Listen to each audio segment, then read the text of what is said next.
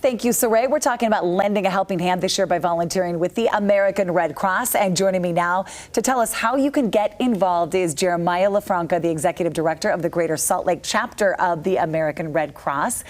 Why is it so important to become a volunteer? Well, 90% of our workforce is actually volunteers. So we can't accomplish our mission of helping to prevent and alleviate human suffering without the work of our volunteers. They put in over 50,000 hours this last year. And it really makes a difference, from whether it's responding to home fires, whether it's helping out with blood drives. It's made a huge difference in what we can do and what we can accomplish. Wait, 90%? 90%. I did not know that. I don't know if our viewers knew that. So what are some of the benefits of becoming a volunteer?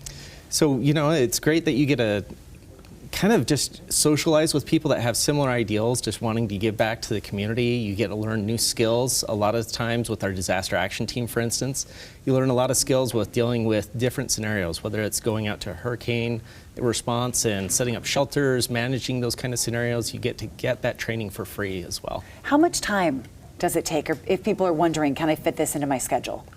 Just depends on what you want to do. We have all sorts of opportunities. You can do things like that hurricane response where you deploy for 12 days, or you can do something where you're just on call to help with a home fire.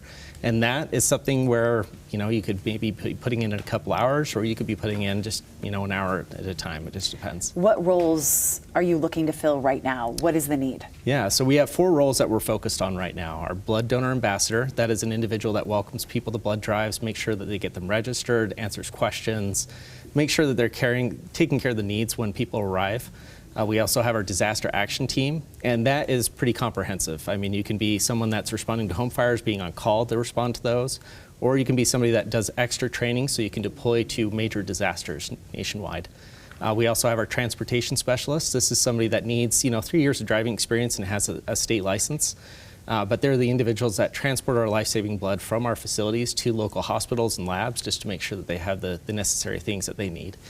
And then lastly, we have our Service to the Armed Forces clinic specialist, which is essentially somebody that's going to help with administrative duties, helping to get packets out to wounded warriors, making sure that we're assisting those veterans that have that need.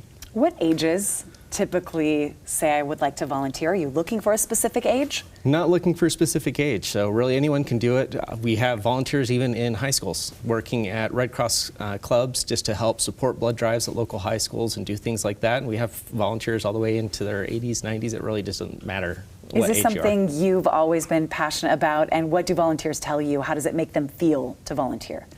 It's, for me, that's one of my favorite questions, to ask a volunteer why they started. And it's always great to hear their passion and why they want to get involved. And it's just all about giving back to the local community and making a difference, because really you are participating in something that makes a significant impact on someone's life. Let's talk about what else people can do right now to make a difference. Is there a need for blood? Absolutely. I mean, the need for blood is always something that's ongoing, especially as we go through holidays. We see a lower number of people donating blood, right? Because people get busy, they go on vacations, and that blood doesn't just last indefinitely. So it's something that we always need to replace and make sure that we're keeping that supply up, especially for people who need blood transfusions or other things like that. So that's something you can do today, everybody. But if you'd like to volunteer, where do you sign up? And if you have questions, where should they go? So you can go to redcross.org/volunteer today, or you can give our local office a call as well. Or go to abc4.com/dailydish. Everybody will link you to the information. Jeremiah, good to see you. Yeah, you too. Thank you for being on the show. We'll be back with more Daily Dish, everyone, right after this short break.